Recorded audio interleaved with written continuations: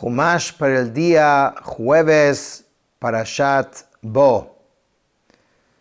Vayikra Moshe lechol ziknei Yisrael, vayomer alehem mishchu ukechu lachem tzon lemishpechotechem veshachatu hapasach. Moshe llamó a todos los ancianos de Israel y les dijo: saquen o compren para ustedes un animal del rebaño para sus familias y degüellen la ofrenda de Pesach.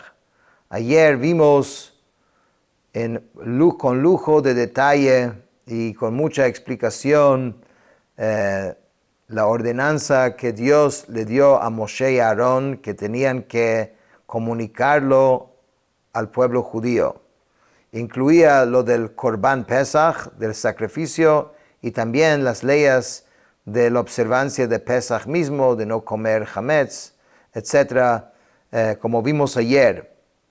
Pero Moshe ahora decidió primeramente decirles acerca de la parte del Korban Pesach primero, del sacrificio pascual.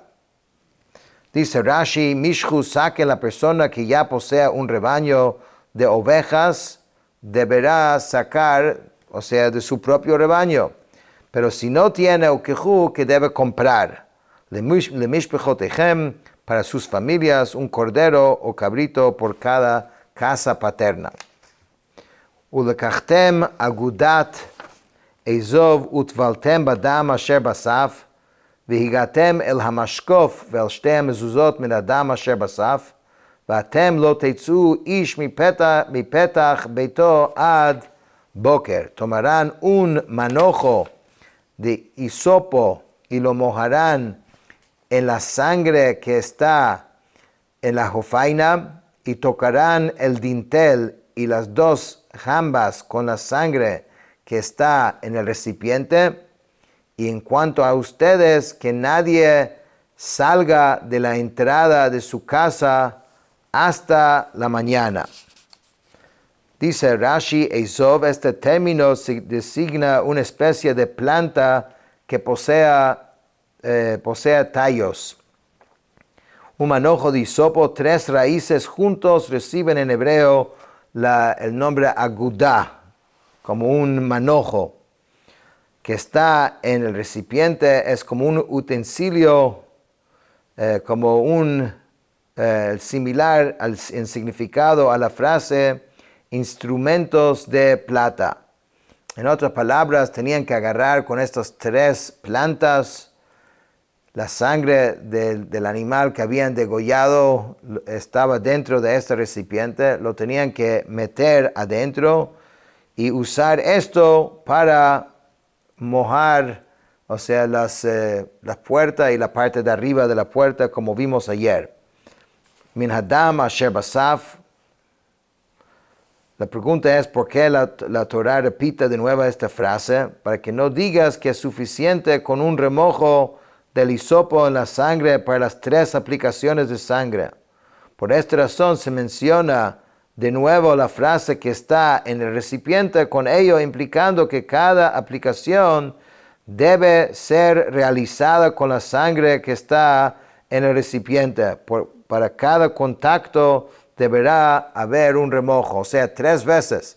No era suficiente ponerlo y tocar los 3 lugares, o sea, los 2 lados de la puerta y de arriba. Cada vez había que remojar, tocar y remojar, tocar 3 veces. Vatem lo tetzeu.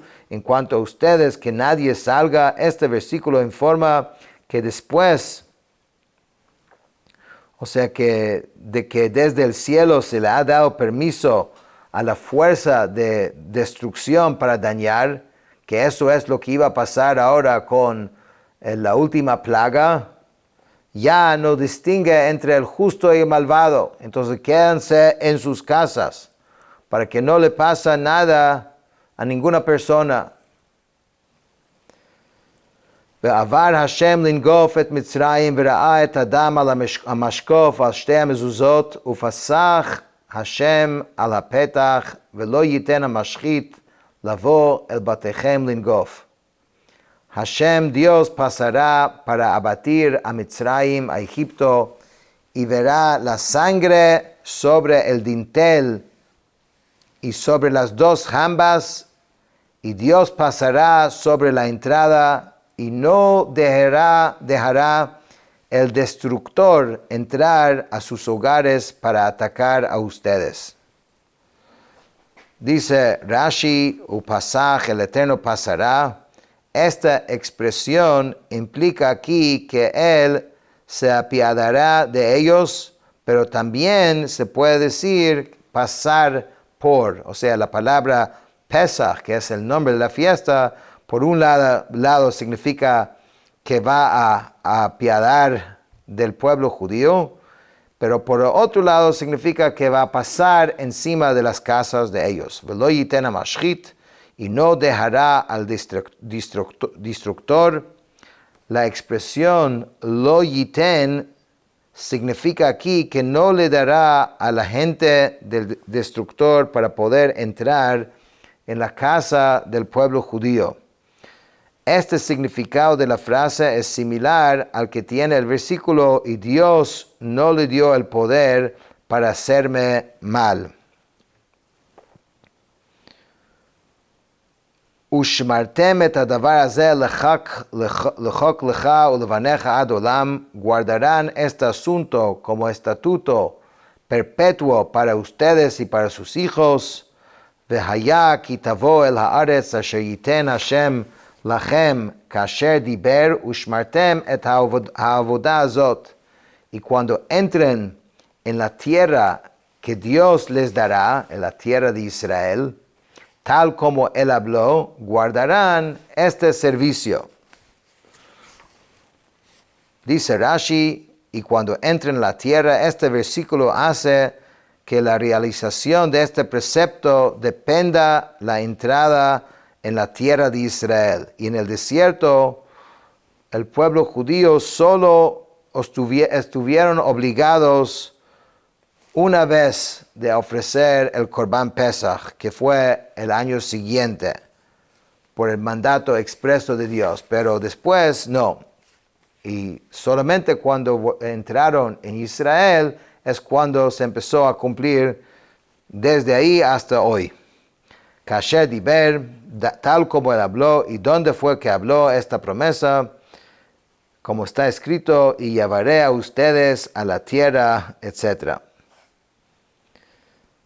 Vehaya ki yomru alechem benechem ma ha'avodah azot lachem, y cuando sus hijos les digan qué es este servicio para ustedes, o sea, un poco extraño, cuando estuvieron en Mitzrayim, en Egipto, y viviendo el momento, el significado de este sacrificio y toda la simbología y todo lo que implicaba tenía mucho sentido para ellos.